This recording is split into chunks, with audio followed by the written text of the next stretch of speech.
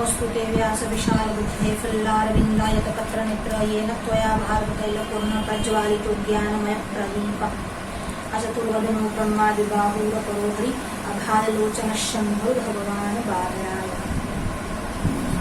विवेक चूड़ामणि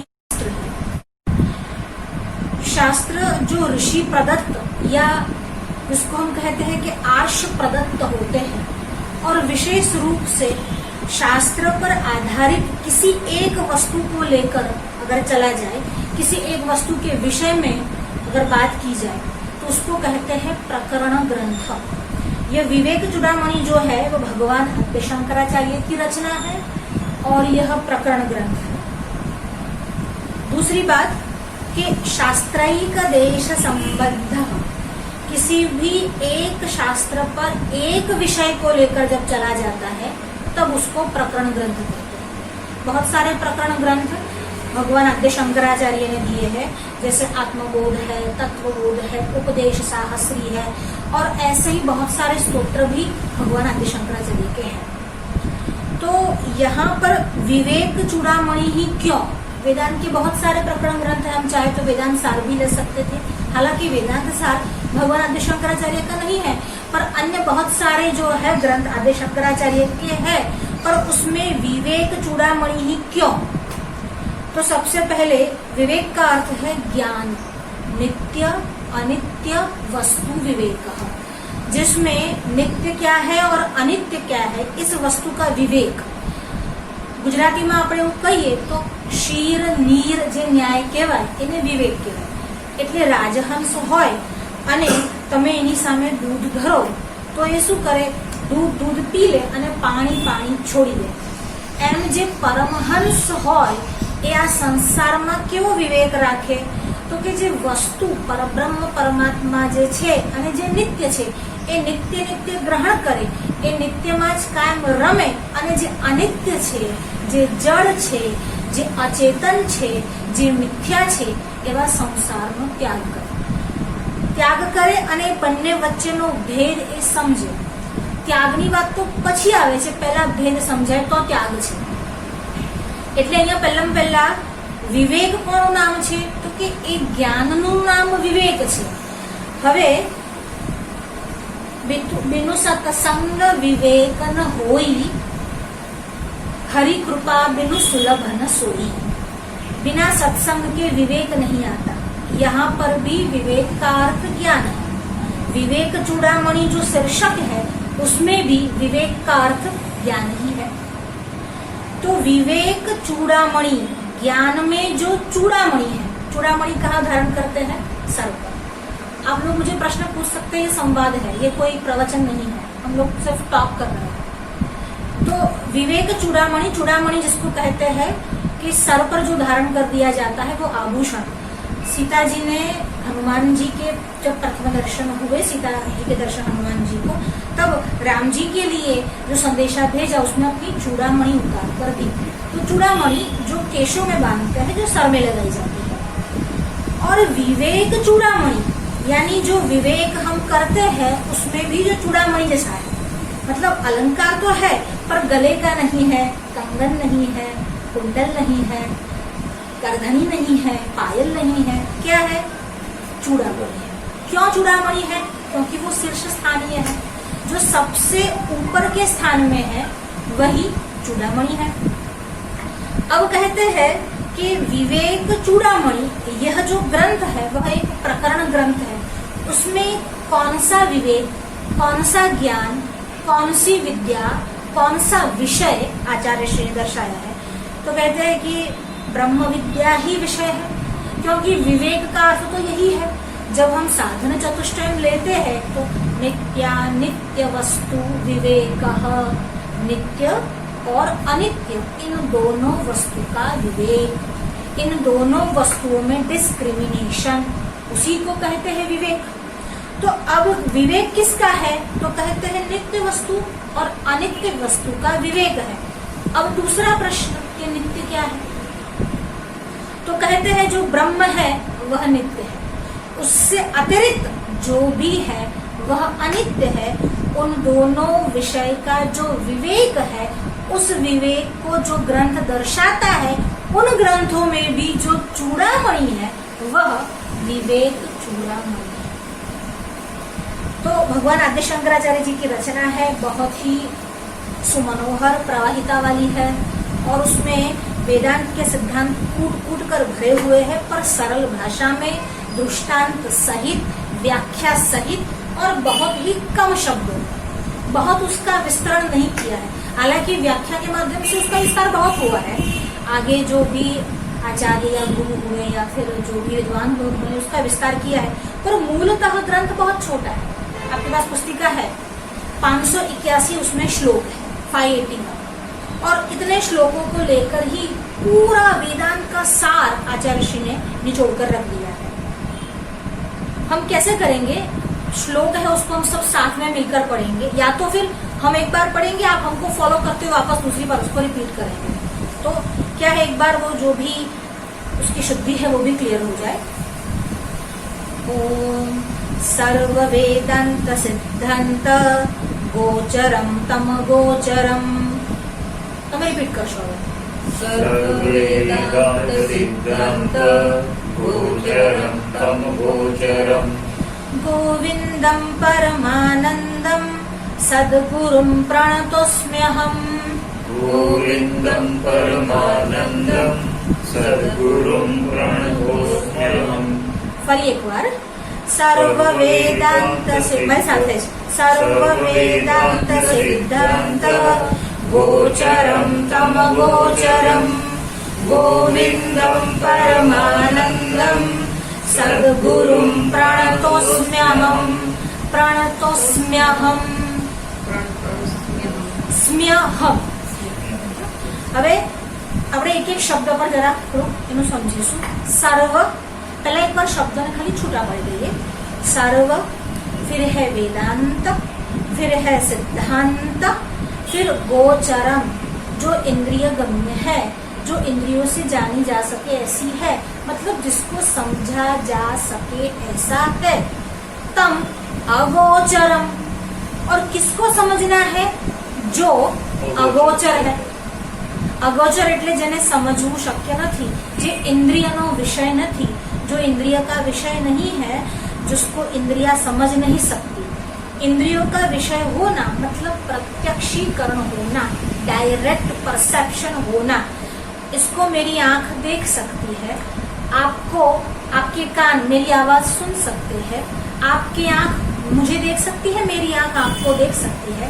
जितनी भी इंद्रिया है, यानी पांचों की पांचों जो इंद्रिया है, इसके द्वारा जो उपलब्धि या ज्ञान हो सके, प्रत्यक्ष ज्ञान जो हो सके, ऐसा वह नहीं, ऐसा वह नहीं, मतलब वो अपरोक्ष है, क्योंकि उसको प्रत्यक्ष नहीं है। अच्छा, अगर है कि नहीं, जो परोक्ष है वो अपरोक्ष हो, जो परोक्ष नहीं वो अपरोक्ष होगा, और जो परोक्ष है वो अपरोक्ष नहीं होगा, सीधी बात है। पर प्रत्यक्ष जो है वह परोक्ष नहीं, जिसको हम आंख से, कान से, नाक शब्द ने समझवा मुझे कई अघरू नहीं। प्रत्यक्ष એટલે परसेप्शन, जो प्रत्यक्ष है मतलब जिसको हम अपने इंद्रिय से देख सकते हैं, आंख कान नाक से सुन सकते हैं, वह परोक्ष नहीं है, क्योंकि उसको सीधा देख सकते हैं। पर फिर भी परमात्मा परोक्ष है तो कहते हैं नहीं नहीं, परमात्मा परोक्ष नहीं, तो क्या वह प्रत्यक्ष है? तो वो प्रत्यक्ष भी नहीं है। अगर प्रत्यक्ष नहीं होगा तो परोक्ष होगा। अगर मुझे घोषा यहाँ नहीं दिख रही तो वो वहां पर है, प्रत्यक्ष में नहीं दिख रही, पर परोक्ष रूप से वो वहां पर है। पर क्या ऐसा है कहीं और है इसलिए मुझे यहाँ नहीं दिख रहा? तो कि नहीं नहीं, परमात्मा के विषय में ऐसा नहीं है कि वह प्रत्यक्ष नहीं है पर परोक्ष है, ऐसा नहीं है। तो वो कैसा है? तो कहते हैं अपरोक्ष है। हालांकि अपरोक्ष प्रत्यक्ष तो है ही, अपरोक्ष प्रत्यक्ष तो है ही, पर फिर भी परमात्मा प्रत्यक्ष नहीं। हाँ, क्योंकि उसको इंद्रिय से नहीं देख सकते। अपरोक्ष मतलब इंद्रिय से भी जो अतीत है, जिसको समझने के लिए, देखने के लिए, सूंघने के लिए, स्पर्श करने के लिए इंद्रिया कम पड़ जाती है, वही अपरोक्ष है। इसीलिए उसकी अपरोक्ष अनुभूति होती है। और आचार्य श्री का एक प्रकरण ग्रंथ है जिसका नाम है अपरोक्ष अनुभूति, अपरोक्षानुभूति। तो कहते हैं सर्व वेदांत सिद्धांत गोचरम तम अगोचरम, जो अगोचर है वो अब कौन अगोचर है उसकी बात बताते हैं। गोविंदम परमानंदम सद्गुरुम प्रणतोस्म्यहम, प्रणतः अस्मि अहम, प्रणतः प्रणाम करते हैं, वंदन करते हैं, अस्मि है और अहम मैं वंदन करता हूँ किसको? अगोचरम गोविंदम परमानंदम सद्गुरु, ये सारे उसके विशेषण हैं। किसके? वो गोविंद भी है, वह परम आनंद भी है, वह अगोचर भी है, मतलब जिसको इंद्रिय से देखा नहीं जा सकता, समझा नहीं जा सकता, मन वाणी और इंद्रिय से जो अतीत है, ऊपर उठा हुआ है, वह उसको क्या करते हैं? प्रणाम करते हैं। अब यहाँ पर भगवान आद्य शंकराचार्य जी की ये विशेषता है, यहाँ पर वह न केवल भगवान को, परमात्मा को प्रणाम करते, अपने गुरु को भी प्रणाम करते। क्यों? सद्गुरु। अच्छा, और उस सद्गुरु का नाम क्या है? गोविंद भगवत पाद, इसीलिए गोविंदम सद्गुरुम परमानंदम, गोविंद को, भगवत पाद गोविंद को, और वही परमानंद स्वरूप है और वही सद्गुरु भी है। अच्छा, जो गोविंद यानी श्री कृष्ण है, जो नारायण है, वो भी परमानंद है, वो भी सद्गुरु है, जगत गुरु है। हाँ, और सद्गुरु है, जगत गुरु है, तो इसलिए दोनों को प्रणाम करते हैं, अपने भगवत पाद गोविंद गुरु को और नारायण को। और वो कौन है? तो अगोचरम, जो अगोचर है। प्रणतः, प्रणाम करता हूँ, यह व्याकरण का प्रयोग है, प्रणतः प्रणाम करना, और अस्मि अहम, अहम आई और अस्मि आई एम, प्रणतः बोइंग डाउन, और आई bow down, I salute to whom?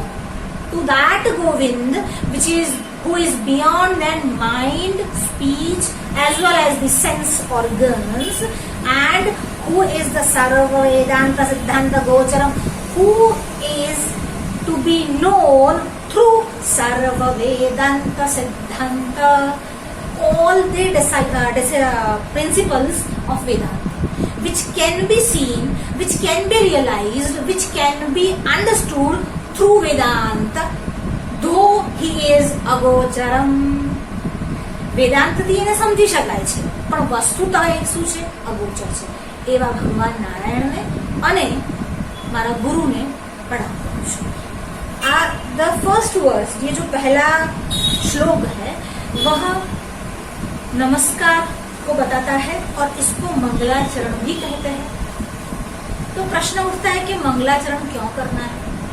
कार्य की निर्विघ्न समाप्ति हेतु हर किसी ग्रंथ में आरंभ में मंगलाचरण किया ही होता है, या तो देवों के लिए या गुरु के लिए. तो मंगलाचरण में 3 बातें आ सकती है. एक आ सकता है नमस्कार, यहाँ पर सैल्यूटेशन के फॉर्म में है कि हमने गुरु को, हमने नारायण को नमस्कार किया, तो एक होता है नमस्कार. अच्छा, दूसरा होता है आशीर्वाद कि आप हमें आशीर्वाद दीजिए. गुरु को ऐसी प्रार्थना हो सकती है कि भगवान को, परमात्मा को ऐसी प्रार्थना, अपने इष्ट को ऐसी प्रार्थना हो सकती है, या तो आशीर्वाद के रूप में मंगलाचरण कर सकते हैं, या तीसरी बात डायरेक्ट विषय वस्तु पर भी आ सकते हैं. और यहाँ पर जो विशेषता है आद्य शंकराचार्य की, वो दोनों बात करते हैं. वो नमस्कार भी करते हैं और विषय वस्तु पर भी आता है. सर्व वेदांत सिद्धांत गोचरम. इस विवेक चूड़ामणि के द्वारा सारे वेदांत के सिद्धांतों को आप पा सकते हो, आप समझ सकते हो, आप प्राप्त कर सकते हो. इसीलिए यहाँ पर विषय को भी बताया, और दूसरा कि यहाँ पर भगवान को, परमात्मा को, अपने गुरु को प्रणाम भी किया. यानी मंगलाचरण के जो 3 हेतु है, नमस्कार करना, आशीर्वाद देना, और तीसरा है विषय वस्तु पर आना, उसमें से दोनों बात, नमस्कार और विषय वस्तु, आचार्य ने देखा. अच्छा, अब गुरु की वंदना क्यों की? क्योंकि अगर परमात्मा के पास जाना है, परमात्मा को प्राप्त करना है, तो गुरु आवश्यक है. बिना गुरु ज्ञान न होई, गुरु के बिना ज्ञान संभव नहीं है. चाहे आप किसी भी जीवित व्यक्ति को या सिद्ध को या मुनि को अपना बनाओ, या फिर जैसे आद्य शंकराचार्य भगवान वेदव्यास है जो गुरु परंपरा में हमारे सामने है, उसको आप बनाओ, या तो फिर ऐसे ही क्षत्रिय ब्रह्मनिष्ठ को अपना गुरु बनाओ। पर गुरु आवश्यक है, गुरु के बिना रहस्य उद्घाटन नहीं होता। किसी भी वस्तु को समझना है तो गुरु आवश्यक है, इसीलिए भी गुरु को प्रणाम किया है। तो यही विशेषता है, नमस्कार किया है, मंगलाचरण किया है, गुरु और गोविंद को प्रणाम किया है, विषय वस्तु का एक जिसको कहते हैं कि उल्लेख कर दिया है कि इस विषय में हम लोग जाएंगे, और ऐसे करके प्रारंभ करते हैं विवेक चूड़ामणि का, जो बहुत सारे शास्त्रों में, बहुत सारे वेदांत के प्रकरण ग्रंथों में शिरोमणि है। कोई प्रश्न इस विषय में क्लियर एकदम? पर एक बार આપણે આ બોલી લઈશું। सर्व वेदांत सिद्धांत गोचरम तम गोचरम गोविंदम परमानंदम સદગુરુમ પ્રાણતોસ્મ્યહમ। આપણે પણ આપણા સદગુરુને પ્રણામ કરીએ અને આરંભ કરીએ। હવે બહુ જ સરસ જેને કહેવાય, એમ તો આ પેલું સાકરની डली जो है, मिश्री की डली है, किसी भी और से चाटो मधुर ही लगती है, वैसे ही इसके हरेक श्लोक इतने महत्वपूर्ण है और इतने ही सुंदर है। दूसरी इसकी विशेषता है कि इतने सरल भाषा में लर्न कर सकते हो। 1 से 10 लोगों को हमने रिकॉर्ड कर लिया है, हम आपको भेज देंगे, हो सके उतना लर्न कर लो, पूरी विवेक चूड़ामणि कंठस्थ हो जाएगी। 581 श्लोक, 700 श्लोक गीता के लर्न कई लोगों को है, बड़ी बड़ी संविधाएं कंठस्थ कर लेते हैं तो बहुत छोटी बात है। तो अगर कंठस्थ नहीं कर सके तो एकदम से समझ ले उस श्लोकों को, बार बार सुनेंगे तो शब्दावली क्लियर होने से पूरा क्लियर हो जाएगा। जंतुनाम नर जन्म दुर्लभ। अब इसमें जो छंद है वह शार्दूल विकटित छंद है शायद।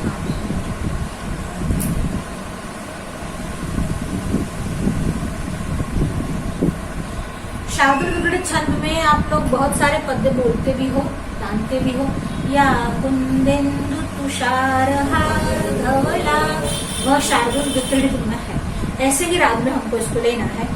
जंतूनां नर जन्म दुर्लभमतः पुंस्त्वं ततो विप्रता। जंतूनां नर जन्म दुर्लभमतः पुंस्त्वं ततो विप्रता। तस्माद् वैदिक धर्म मार्ग परता विद्वत्वमस्मात् परम्।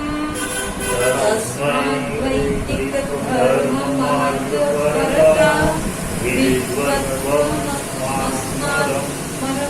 पर एक बार, तस्माद् वैदिक धर्म मार्ग परता विद्वत्वमस्मात् परम्। तस्माद् वैदिक धर्म मार्ग परता विद्वत्वमस्मात् परम्। आत्मानात्म विवेचनं स्वनुभवो ब्रह्मात्मना संस्थितिर्। आत्मानात्मविवेचनं स्वनुभवो ब्रह्मात्मना संस्थितिः। मुक्तिर्नो शतकोटिजन्म सुकृतैः पुण्यैर्विना लभ्यते। मुक्तिर्नो शतकोटिजन्म सुकृतैः पुण्यैर्विना लभ्यते। और एक बार, जन्तूनां नरजन्म दुर्लभमतः पुंस्त्वं ततो विप्रता। तस्माद् वैदिक धर्म मार्ग परता विद्वत्वमस्मात् परम्। आत्मानात्म विवेचनं स्वनुभवो ब्रह्मात्मना संस्थितिर्। मुक्तिर्नो शतकोटिजन्म सुकृतैः पुण्यैर्विना लभ्यते। आप सभी एक बार अपने आप बोलिए देखकर। जन्तूनां नर जन्म दुर्लभमतः पुंस्त्वं ततो विप्रता।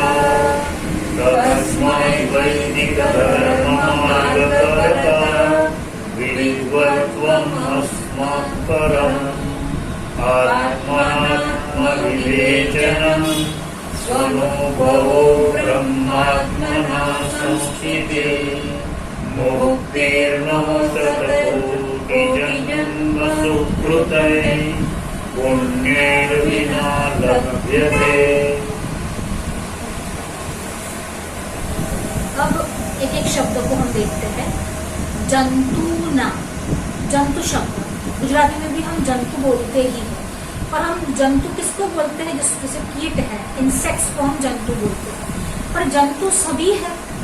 जननशीला जंतु, जो जननशीला है मतलब जो दूसरे को जन्म देने की सामर्थ्य शक्ति रखता है, वो सारे के सारे जंतु है। और जंतु नाम of the living beings, of the beings, जंतुओं के, यहाँ पर षष्ठी विभक्ति का प्रयोग है। थोड़ा बहुत उसमें संस्कृत का ग्रामर भी हम कहीं कहीं करेंगे ताकि वो शब्द जो हो ज्यादा क्लियर है। शब्द है, मूल शब्द है जंतु, और जंतु की षष्ठी बहुवचन जो होता है वो होता है जंतु नाम ऑफ द इंसेक्ट्स, यानी जंतुओं का, यानी जीवों का।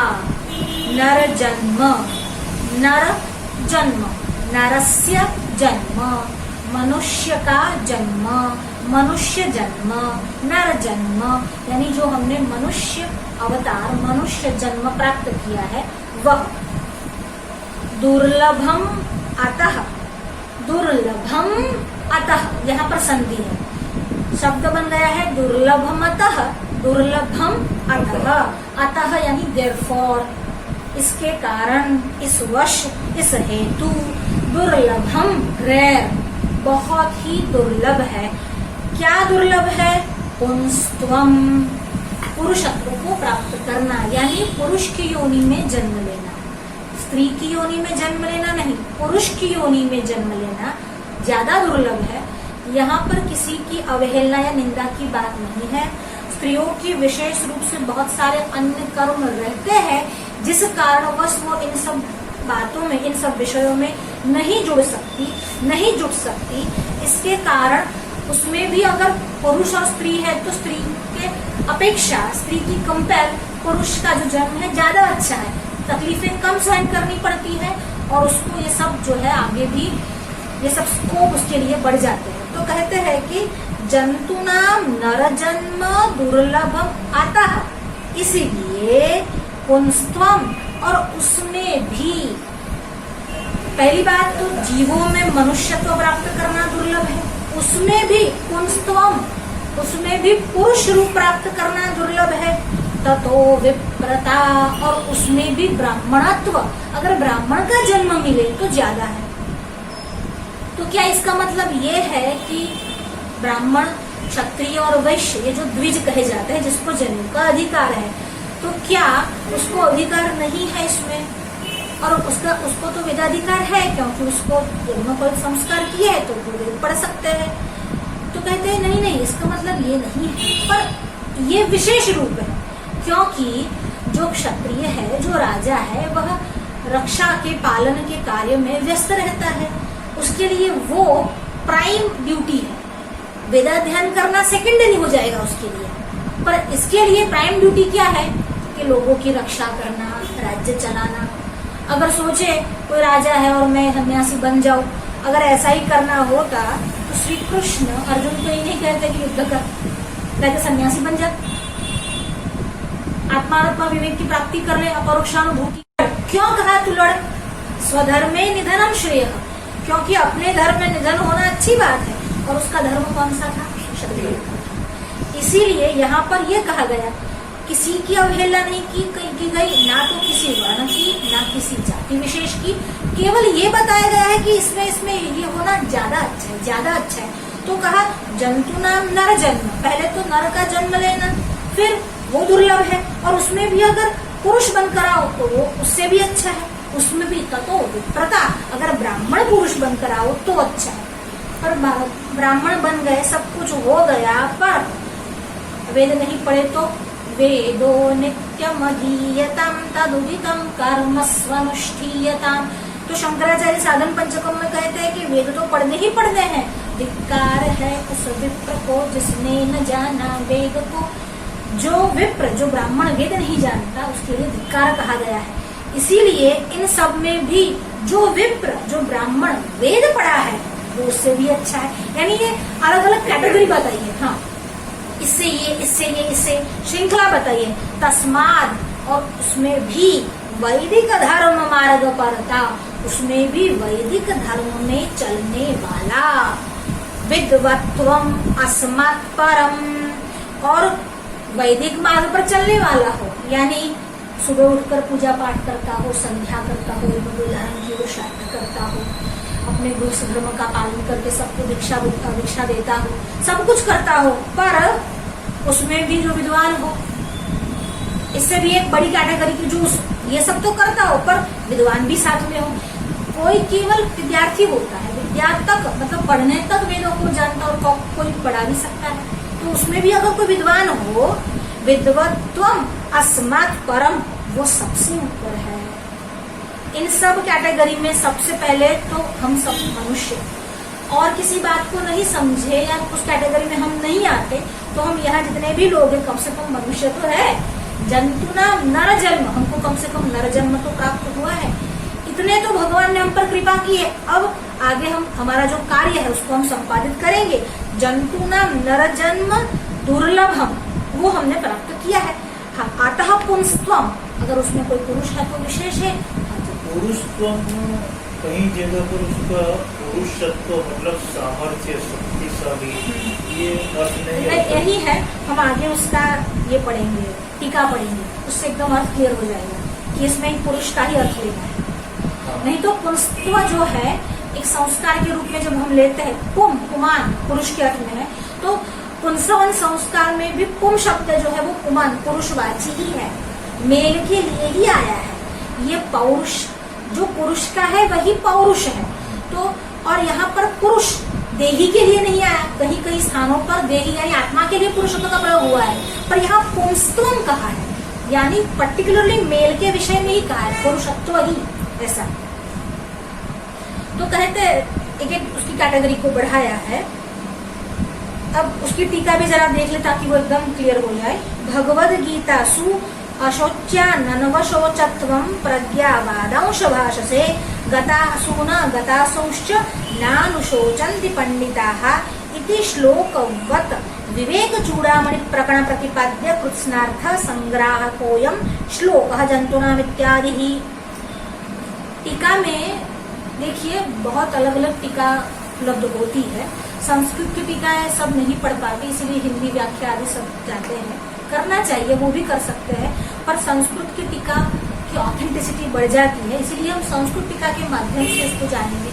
भले थोड़ा बहुत कर सके, चिंता नहीं है कि हम 5 ही श्लोक जीवन भर में कर जाए विवेक चूड़ामणि के, पर हम उसको पूरा वर्ड टू वर्ड जाएंगे ताकि उसको समझ सके। भगवद गीता सु, भगवद गीता में, अब टीका क्या कहती है वो देख लेते हैं। भगवद गीता में यह जो श्लोक है 2वें अध्याय का, कौन सा श्लोक? अशोच्याननवशोचत्वं प्रज्ञावादांश भाषसे, जो शोक करने योग्य नहीं है, अशोच्यान जो शोक करने योग्य ही नहीं है। यहाँ सोचना विचार के लिए नहीं है, सोच करना यानी शोक करना जिसको हम कहते हैं। You are grieving for them who are not deserve to be grieved, उसके लिए ग्रीव कर रहे हो, उसके लिए दुख कर रहे हो कि जिसको ग्रीव करने के योग्य ही नहीं है, क्योंकि ये जो जन्म लेकर आए हैं वो एक दिन मृत्यु को प्राप्त तो करेंगे ही। तो उस श्लोक में जो भगवान कृष्ण ने बताया ऐसा ही विवेक जो दर्शाया है, अशोच्याननवशोचत्वं प्रज्ञावादांश भाषसे, और इतना ही काफी नहीं है, ऊपर से कहते हैं कि एक तो तुम नहीं जिसका शोक करने ऐसे लोगों के लिए तुम शोक करके बैठे हो, और ऊपर से प्रज्ञावादांश भाषसे, और बड़ी बड़ी बातें कर रहे हो जैसे बड़े विद्वान हो। एक तो यहाँ पर शोक कर रहे हो और अपने आप को विद्वान बताने पर तुले हुए हो। गतासून गतासुश्च नानुशोचन्ति पंडिताः, जो भी चला गया हो और जो भी जाने वाला हो उसके लिए पंडित लोग जो है, विद्वान जो है, वह शोक नहीं करते हैं। इति श्लोकवत्, इस श्लोक के जैसे ही, जैसे इस श्लोक में भगवान ने समझाया है ऐसे ही, इति श्लोकवत् विवेक चूड़ामणि प्रकरण, विवेक चूड़ामणि के प्रकरण में, चैप्टर में प्रतिपाद्य, जिसको समझाया है, जिसको डिस्कस किया है, जिसकी विवेक्षा की है, जिसको रखा गया है, कृत्स्नार्थ संग्राहकोयम श्लोकः। कृत्स्न इंटायर, होल, समस्त, ऑल, જેને કહેવાય ને આખો સાર એક જ શ્લોકમાં જાણે મૂકી દીધો એવો આ શ્લોક છે। भगवान शंकराचार्य ने पूरे विवेक चूड़ामणि का, मानो कि समस्त विवेक चूड़ामणि का सार इसी श्लोक में रख दिया, जैसे उस श्लोक में श्री कृष्ण ने गीता का पूरा सार रख दिया है कि ऐसा मत कर, पंडित श्लोक नहीं करते, अपने धर्म का निर्वाह कर। वैसे ही इस विवेक चूड़ामणि के इस श्लोक में, कौन से श्लोक में, जन्तूनां नर जन्म दुर्लभम, इस श्लोक में पूरा मानो के इस प्रकरण ग्रंथ का सार ही उलेड़ दिया है, रख दिया है। कृत्स्नार्थ संग्राहकोयम श्लोकः जन्तूनाम इत्यादि। जन्तूनाम ये जो है वह टीका की परिपाटी है, स्टाइल है। पूरा श्लोक इत्यादि यानी जन्तूनाम जो श्लोक है और जन्तूनाम इत्यादि जो श्लोक है वो समस्त सार स्वरूप है इस प्रकरण ग्रंथ का। आस्तिकस्यैव शास्त्रेऽधिकारात् प्रथमं नरजन्म प्राशस्त्य कथनमुखेन शरीर व्यतिरिक्तात्मात्वस्तित्वं तावद् हनयति जन्तूनां नरजन्म दुर्लभम् इति।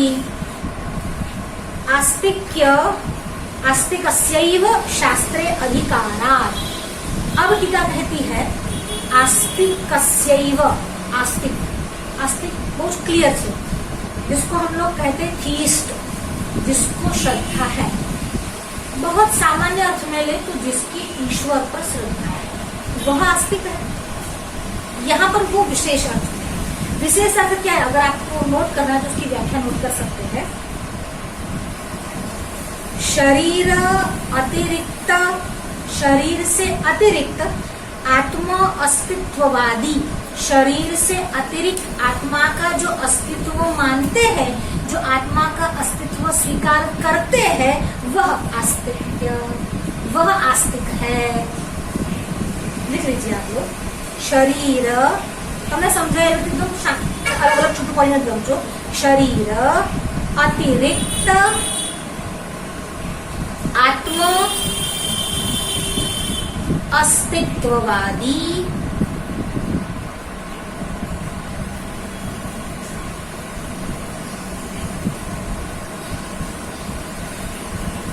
एव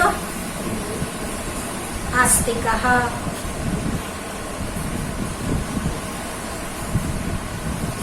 आस्तिक को बताते हुए कहते हैं शरीर अतिरिक्त, ये जो आत्मा है यह शरीर से अतिरिक्त है, मतलब अलग, भिन्न है। The self is different from the body. One who believes that he is aspect, मतलब there is something beyond than this body, beyond than this mind, beyond than these sense organs.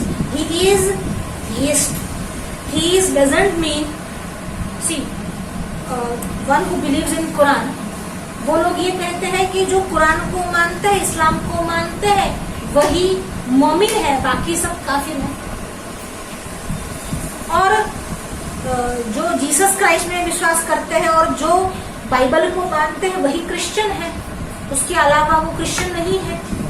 पर यहाँ पर ऐसा नहीं है।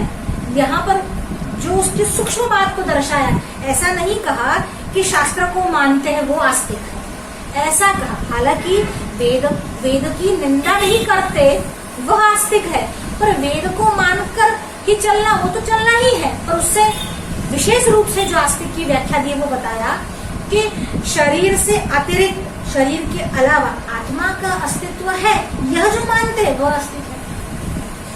कुछ है, समथिंग इज देयर जो शरीर से भिन्न है। हाँ, एग्जिस्ट, हाँ वही, किसी अस्तित्व का अस्तित्व है। वो जो अस्तित्व है जो अपने शरीर से भिन्न है, मतलब जो मैटर से भिन्न है, जो इस जगत से भिन्न है, वो अस्तित्व है। उसके लिए जरूरी नहीं कि आप लोग मंदिर में रोज जाते ही हो, पूजा पाठ करते ही हो, वेदांत जो पढ़ता है वो बहुत साइंटिफिक बोलता है, कहीं किसी कर्म को प्रधानता देकर उसको बांटा नहीं गया कि मंदिर में जाने वाला ही रोज 6-6 घंटे पूजा करने वाला है। अच्छा, तो क्या मंदिर में जाना या पूजा पाठ करना कोई अलग गलत बात है? वो भी नहीं है, वो तो करना ही है, उसके करने में तो अच्छा ही है, उससे चित्त की शुद्धि होती ही है, पर वही करना है, वही धर्म है, वही आस्तिकता है, ऐसा नहीं। आस्तिकता केवल इतना है, अगर आप ये मान लो कि आपके देह से स्वतंत्र किसी ऐसी चेतन वस्तु का अस्तित्व है जो पूरी दुनिया को चलाता है और there is something, there is some power, तो आप आस्तिक ही हो। चाहे आप वेद को समझो न समझो, चाहे आप वेद को जानते हो न जानते हो।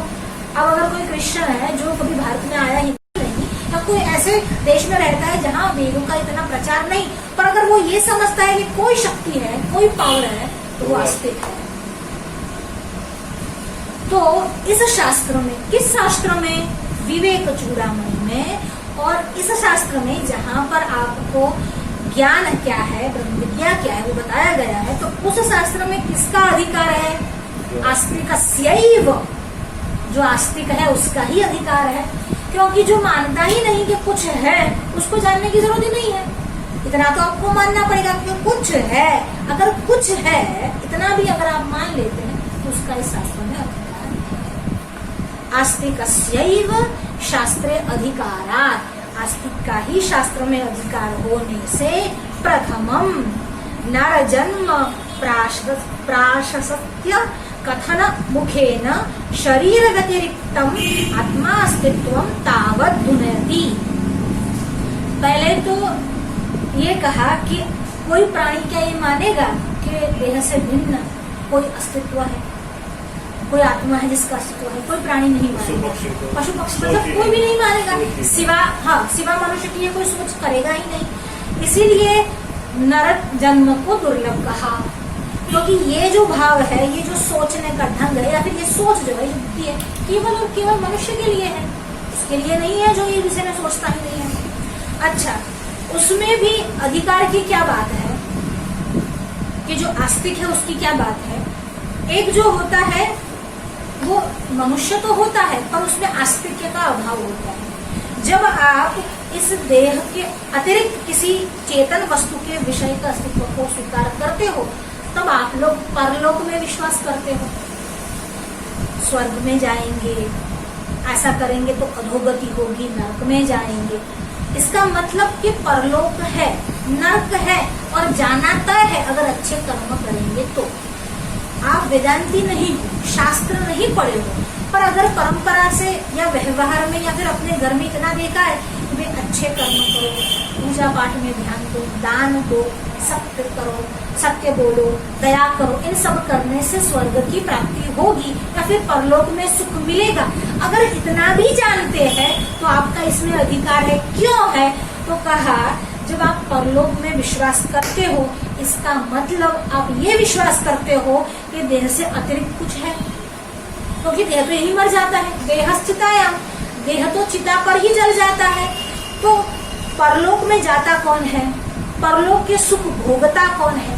आपको वेदांत न आए, आपको दर्शन की समझ न हो, फिर भी इतनी ही समझ हो कि परलोक में जाना है, स्वर्ग में जाना है, तो भी आप आस्तिक हो, क्योंकि इतना आप अनजाने भी जानते हो कि देह से अतिरिक्त, देह के अलावा कुछ है। ये तो परलोक में जाएगा क्या? परलोक में जो भोगतेगा वो भोगतेगा कौन? तो अगर इतनी भी समझ है तो आप आस्तिक हो। शास्त्रीय अधिकार, अच्छा, इसीलिए शास्त्र में आपको अधिकार है, क्योंकि शास्त्र में क्या बताया गया है? यज्ञ, वह इसी वजह से बताया गया है। यज्ञ क्यों करना? स्वर्ग कामम यजेत, स्वर्ग की कामना से यज्ञ करना है। इसका मतलब ये है कि स्वर्ग में जाना है, अथवा स्वर्ग में जाने की इच्छा है, अथवा स्वर्ग को मानते हैं। अगर मानते हैं तो शरीर से भिन्न जीव का अस्तित्व भी स्वीकार करते ही है, अनजाने भी। अगर स्वीकार करते हैं तो आप आस्तिक है। कथनमुखेन शरीर व्यतिरिक्त आत्मास्तित्वं तावत् दुनयति जंतूनां नरजन्म दुर्लभम इति। इसीलिए इस बात पर स्ट्रेस दिया, इस बात पर जोर दिया गया कि जंतुओं में नरजन्म दुर्लभ है, क्योंकि आस्तिकता वाली बात तो नर में ही आ सकती है। कोई गाय, कोई बैल, कोई गधा, कोई सुअर कभी आस्तिक नहीं देखा जा सकता। Upgradation is possible only in human body, yes. Upgradation जो है उस दिवस के ऊपर उठना तो यही योनि को मुमकिन। बिल्कुल, इसके अलावा कहीं और है ही नहीं। तो कहते हैं जो प्राणी है वो नया पाप नहीं कर सकता और देवता नया पुण्य नहीं कर सकता, ये मनुष्य ही कर सकते हैं।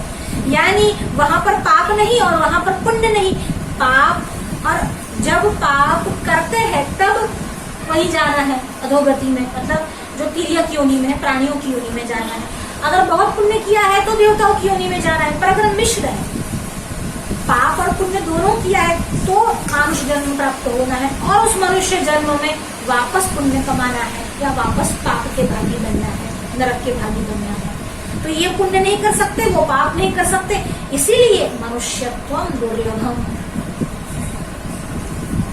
हम देवता से अच्छे हैं, क्यों? क्योंकि हम नया पुण्य अर्जित कर सके। अच्छे इन द सेंस कि हमारे पास ये सुविधा है, ये स्कोप है। हाँ, जंतूनाम नरजन्म दुर्लभम इति उक्तम च शारीरक भाष्ये। जहाँ आपके पास संस्कृत टेक्स्ट में हिंदी है शायद, पर उसमें भी ट्रांसलेशन तो अवेलेबल है शायद। तो कहते हैं उक्तम च, और कहा है, कहते हैं, क्या कहते हैं? शारीरक भाष्ये, शारीरक भाष्य में। अब ये शारीरक भाष्य क्या है तो लिख लो, जो ब्रह्म सूत्र का आद्य शंकराचार्य का भाष्य है उसी का नाम शारीरक भाष्य है।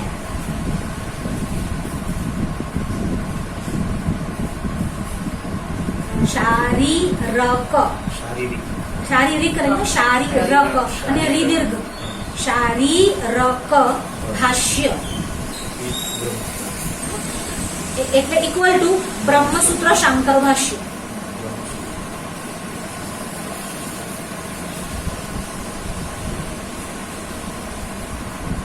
जो भगवान आद्य शंकराचार्य का ब्रह्मसूत्र के ऊपर भाष्य है उसी का नाम शारीरक भाष्य है।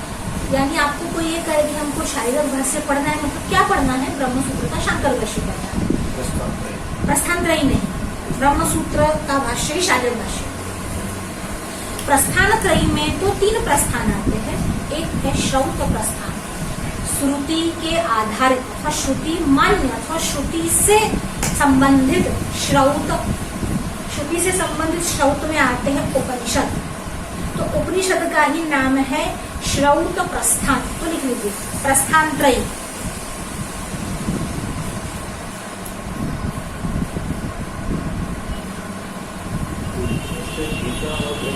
हाँ, वो बारी बारी बताइए।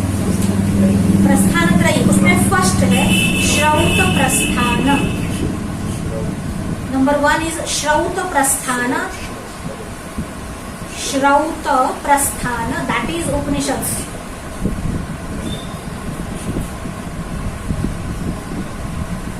नंबर 2 स्मार्त प्रस्थान, दैट इज भगवद गीता। स्मार्त प्रस्थान।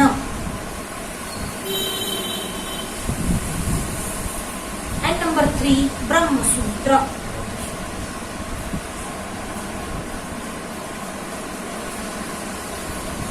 श्रौत श्रुति से संबंधित यानी उपनिषद, स्मार्त यानी स्मृति से संबंधित, भगवद गीता स्मृति भी है, भगवद गीता योग शास्त्र भी है, भगवद गीता धर्मशास्त्र है, इसीलिए भगवद गीता स्मृति भी है। इसीलिए भगवद गीता स्मार्त प्रस्थान है। प्रस्थान यानी मार्ग। जो श्रुति का संबंधित मार्ग है उपनिषद है, जो स्मृति से संबंधित मार्ग है वो भगवद गीता है, और जो ब्रह्मसूत्र है वह तीसरा प्रस्थान है। और भगवद गीता और ब्रह्मसूत्र दोनों भगवान वेदव्यास की रचना है। वेदव्यास श्री कृष्ण ने कहा, पर कंपोज तो वेदव्यास ने नहीं किया। It was sung by Shri Krishna but composed by भगवान वेदव्यास। सो स्मार्त प्रस्थान, that is Bhagavad Gita, and Brahmasutra, both were composed by Bhagavan Vedavyas, and both are the prasthanas. The 3 prasthanas are Shrauta, Smarta and Brahmasutra. Shrauta prasthana, all the Upanishads, Vedanta, Shirmor. Okay. The second is Smarta Bhagavad Gita and third is Brahma Sutra. Among these, the commentary upon Brahma Sutra is known as Shariraka Mimamsa Bhashya. The Shariraka Bhashya.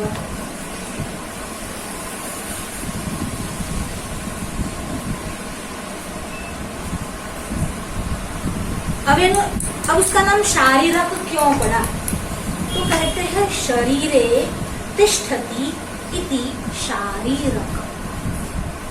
जो शरीर में रहता है वही शारीरक है. और ये शरीर में क्या रहता है? देही, आत्मा. इसीलिए जो शारीरक शब्द है वह आत्मा का वाची है. तो वहां पर आत्मा शब्द का प्रयोग क्यों नहीं किया और शारीरक शब्द का प्रयोग ही किया? तो उसका कारण है ये वही आत्मा है जो शरीर में रहता है. जीवो ब्रह्मैवना परः, ये घोष करने के लिए यहाँ पर शारीरक शब्द का प्रयोग किया, न कि आत्मा शब्द का प्रयोग किया. और ये जो ब्रह्म है वही आत्मन है, वही जीवात्मन है, एक ही है वेदांत में. और यही भगवान आद्य शंकराचार्य का सिद्धांत है. इसीलिए यहाँ पर शारीरक शब्द का प्रयोग किया. शारीरक यानी ब्रह्म, शारीरक यानी आत्मा, शारीरक यानी self. The aphorisms which are related to self, or the aphorisms which are for the self, which are by the self, and which are from the self, is called Shariraka Sutra. Aphorisms ही है, सब सूत्र है. तो उस शारीरक सूत्र के भाष्य में, इसलिए अगर आपको कोई प्रश्न पूछता है कि शारीरक भाष्य किसने लिखा, तो आद्य शंकराचार्य ने. अब कहते हैं कि शारीरक सूत्र के भाष्य में मतलब किसने लिखा? शंकराचार्य ने. तो क्या लिखा? शास्त्रीय तु व्यवहारे यद्यपि बुद्धिपूर्वकारी ना विदित्वा आत्मनः परलोक संबंधम् अधिक्रियते इति. जो हमने आपको बताया कि अगर बुद्धि पूर्वक वो आत्मा का अस्तित्व स्वीकार करते या मानते या समझते न हो तो भी परलोक के लिए जितने भी अनुष्ठान करते हैं शास्त्र में दिए गए, वो अन्य रूप से इसी बात का स्वीकार करते हैं कि देह से अतिरिक्त कोई आत्मा है.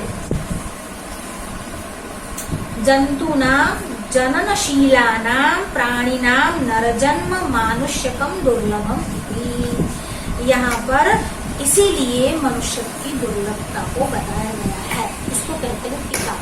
जंतुनाम नरजन्म दुर्लभम की टीका है. कौन सी वस्तु दुर्लभ है, क्यों दुर्लभ है? एक श्लोक होता है, फिर उस पर जो एक्सप्लेनेशन होता है उसी को कहते हैं टीका या व्याख्या.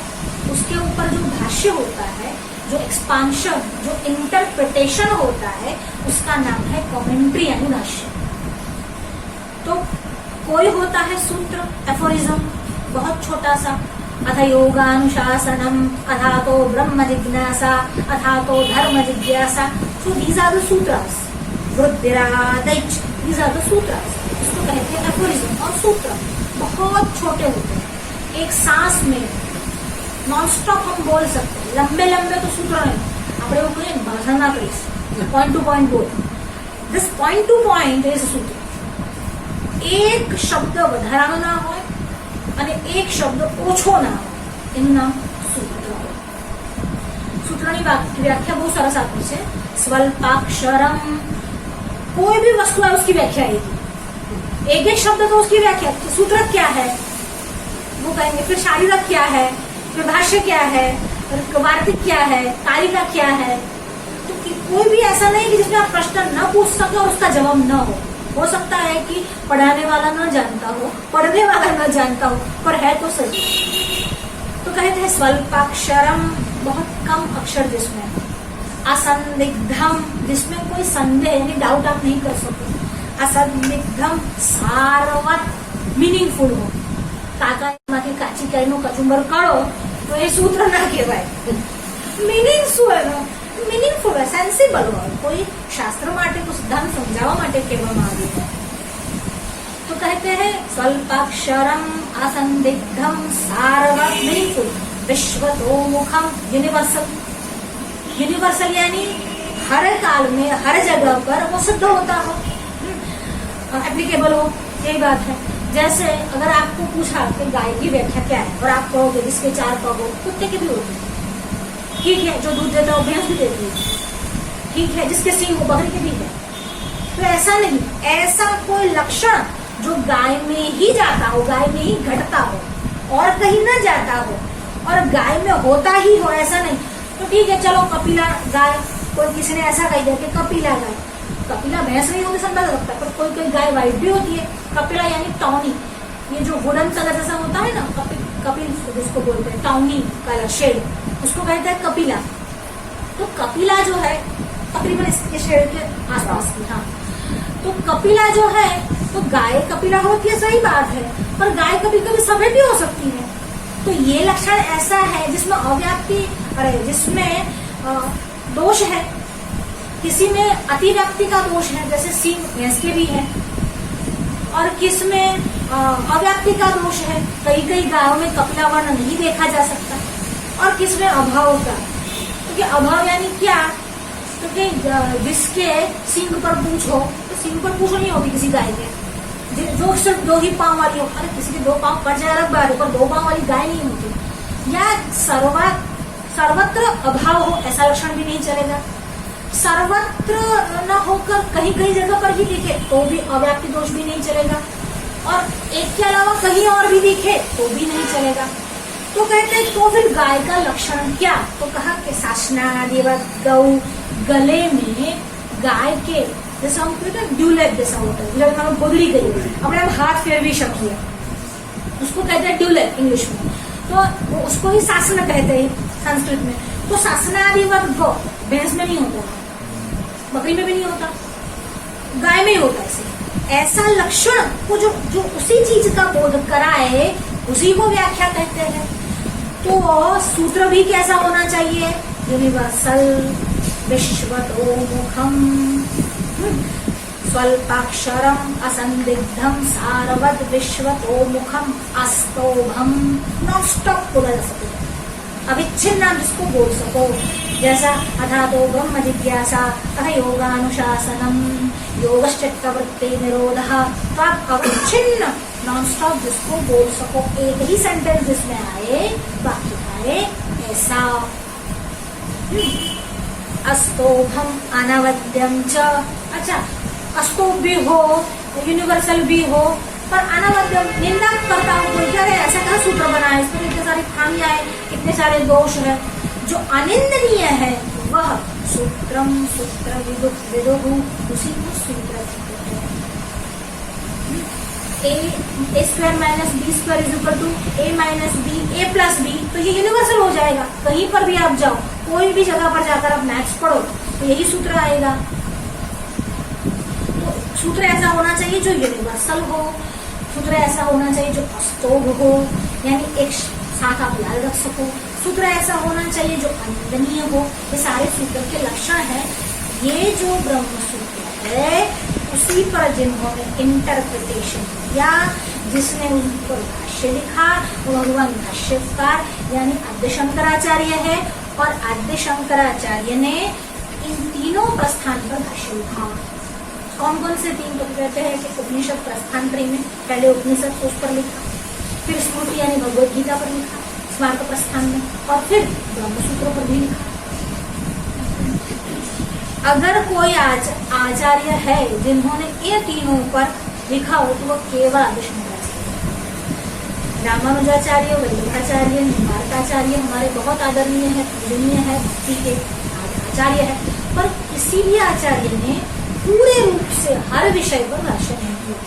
किसी ने उपनिषद पर किया है तो ब्रह्मसूत्र पर न किया हो, ब्रह्मसूत्र पर प्रायः सभी ने किया है, पर वल्लभाचार्य ने ब्रह्मसूत्र का भी आधा किया है, बाकी जो आधा यानी उसके 4 चैप्टर है, उसमें से 2 चैप्टर पर वल्लभाचार्य की भाष्य है और बाकी के 2 चैप्टर पर विठलेश जी का भाष्य है। तो ऐसा भी नहीं है कि पूरा ब्रह्मसूत्र पर भाष्य किया। अच्छा, वल्लभाचार्य जी ने गीता पर भाष्य नहीं किया। ये कहना है कि वो लोग प्रस्थान चतुर्थी में विश्वास करते हैं इसीलिए नहीं किया, तो प्रस्थान चतुर्थी में वो चौथा प्रस्थान भागवत जी को मानते हैं। इसीलिए उन्होंने भागवत पर टीका ली है, जो सुबोधिनी नाम से लिखा है। वैसे ही रामानुजाचार्य जो है वह विष्णु पुराण को चौथा प्रस्थान मानते हैं और इसीलिए उन्होंने विष्णु पुराण पर टीका लिखी। पर समूचे प्रस्थान त्रयी पर, हालांकि भागवत पर लिखी है पर उपनिषद पर नहीं लिखी वल्लभाचार्य जी ने। तो रामानुजाचार्य ने कई उपनिषद पर लिखी है, तो सभी उपनिषदों पर 11 की 11 प्रधान उपनिषद पर नहीं लिखी है। ठीक है, वो सब आचार्य है, किसी का वो नहीं है। यहाँ पर वेदांत क्लास में सभी वेदांत के आचार्य है और 5 पूजनीय है, पर विशेषता यह है भगवान शंकराचार्य की 11 उपनिषद पर भाष्य लिखे हैं, गीता पर लिखा है और ब्रह्मसूत्र पर भी लिखा है। इससे अतिरिक्त उन्होंने सनत सुजाति जो महाभारत में आता है उस पर भी भाष्य लिखा है, विष्णु सहस्रनाम उस पर भी भगवान शंकराचार्य का भाष्य है। और केनोपनिषद की विशेषता तो यह है कि वाक्य भाष्य भी लिखा और पद भाष्य भी लिखा है। वाक्य का अर्थ भी लिखा है आचार्य श्री ने और पद पद का अर्थ भी किया है। 2 भाष्य उपलब्ध है आचार्य श्री के केनोपनिषद में। तो हम बड़े ही भाग्यशाली है कि कम से कम भगवान आज के इस युग में आदि शंकराचार्य जी कौन है यह तो जानते हैं। हमें और कुछ नहीं आता हो, कम से कम उनको प्रणाम करना आता है, इसी से शायद कल्याण हो जाए, ऐसी परिस्थिति है। क्योंकि इतना सब कुछ देने वाले स्वयं भगवान शंकर ही है। शंभो मूर्तिष्ठति भुवने शंकराचार्य रूपा। तो कहते हैं कि जंतुना, ये जो बात आई पूरी कि नर जन्म जो है, मनुष्य का जन्म जो है वह दुर्लभ है। आस्तिक क्या है वो भी हमने व्याख्या के रूप में देखा। अगर इसमें कोई डाउट हो इस चरण में तो बताइए।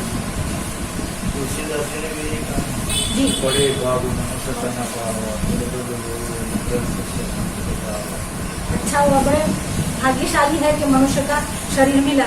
हम भी इतने भाग्यशाली है कि मनुष्य का शरीर मिला और कम से कम विवेक चूड़ामणि पढ़ सकते हैं। तत्र एकेनैव बहुषु जन्मसु प्राप्तव्येषु किल नरजन्म दुर्लभम इति वक्तुं शक्यं शरीर संबंधस्यैव जन्म शब्दार्थत्वात्। यहाँ जन्म शब्द से ही नरजन्म की जो विशेषता को दर्शाया है।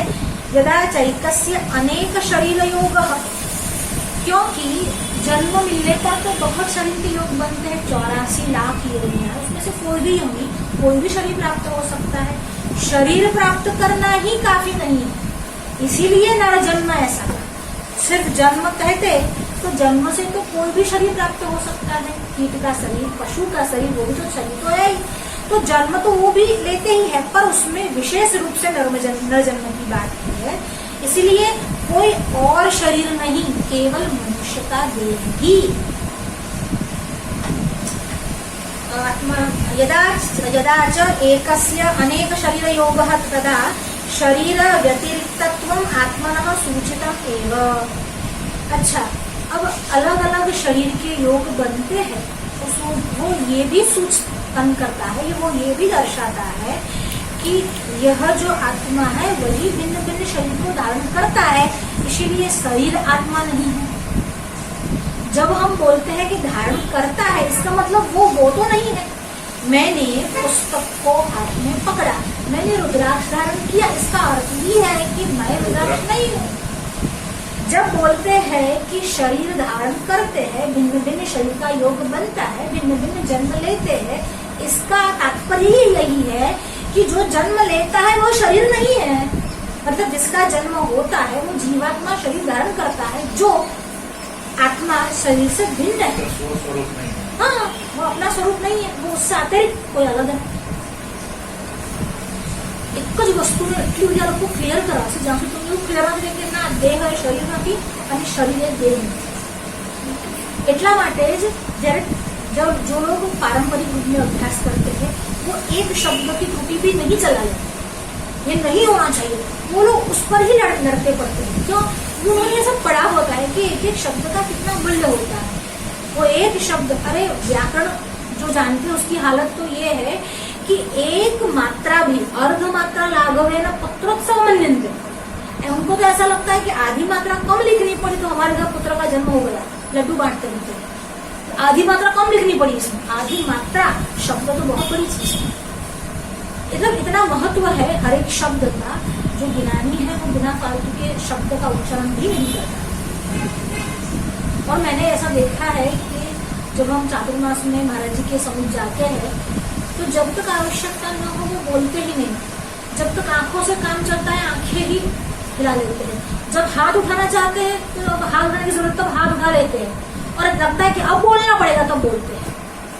बिल्कुल ही जिसको कहा वाणी का व्यय नहीं करते। वाणी और पानी, गुजराती में वाणी यानी पानी, बहनों व्यय न करो।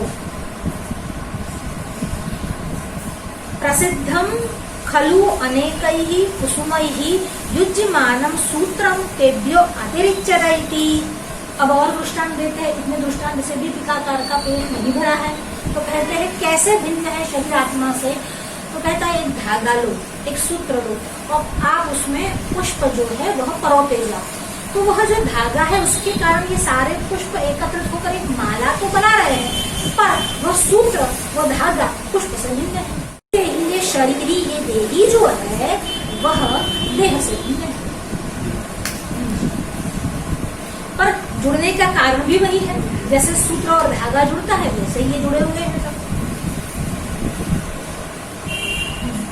प्रसिद्धम खलु अनेकैः कुसुमैः युज्यमानं सूत्रम तेभ्यो अतिरिच्यते। अनेकानि वासांसि क्रमेण युगपद वा परिधत् शरीर तेभ्यं विद्यत इति च। अनेकानि वासांसि क्रमेण युगपद वा परिधत् शरीरम तेभ्यो विद्यत इति च। जैसे जैसे बहुत सारे अपने वस्त्र अगर शरीर को पहने हैं, अगर एक एक करके छेदन होगा तो शरीर अंत में है, बाकी तो वस्त्र के ही ऊपर ढेर लगे हैं। वैसे ही वस्त्र के ऊपर वस्त्र यानी आवरण के ऊपर जो आवरण बने हैं, वैसे ही अलग अलग कोश के, पंच कोश के आवरण बने हैं जिसके पीछे देवी नहीं आते हैं।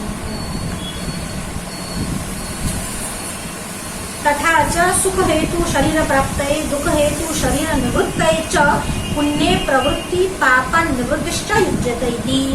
और ये क्या करता है, जो आगे शास्त्र का अधिकार बताया वो क्या करता है, तो पाप से आपको विमुख करता है और पुण्य में आपको प्रवृत्त करता है। क्योंकि हमारे यहाँ जो धर्म बताया गया है वो दो रूप से, प्रवृत्ति निवृत्ति रेव च। प्रवृत्ति भी है, पहले प्रवृत्ति है फिर निवृत्ति है। कोई कोई विरले ऐसे होते हैं कि सीधे ब्रह्मचर्य से निवृत्ति में आ जाते हैं। जैसे आद्य शंकराचार्य ने संन्यास ले लिया था, पर सभी के लिए संभव नहीं। हम साधारण लोग पहले प्रवृत्ति में आते हैं, फिर निवृत्ति की ओर जाते हैं। तो यह प्रवृत्ति और निवृत्ति दो प्रकार से धर्म का वर्णन किया गया है। तो प्रवृत्ति में विधेय निषेधात्मक रूप से कहा गया है, do and does and don'ts जिसको कहते हैं, करो और न करो, इसको करो और इसको न करो। सुबह उठकर भगवान सूर्यनारायण को जल चढ़ाओ, चोरी मत करो, मदिरा मत पियो, दारू मत पियो, झूठ मत बोलो, तो ये डोंट्स है। और डज में ये करो वो करो वो करो। तो विधि और निषेध दोनों रूप से इस शास्त्र को बताया गया है, और इसी प्रवृत्ति से आगे चलना है, पाप से विमुख होना है और पुण्य में प्रवृत्त होना है। I think we should stop here. ज्यादा बढ़ेगा ना तो बोर हो जाएगा दिमाग में।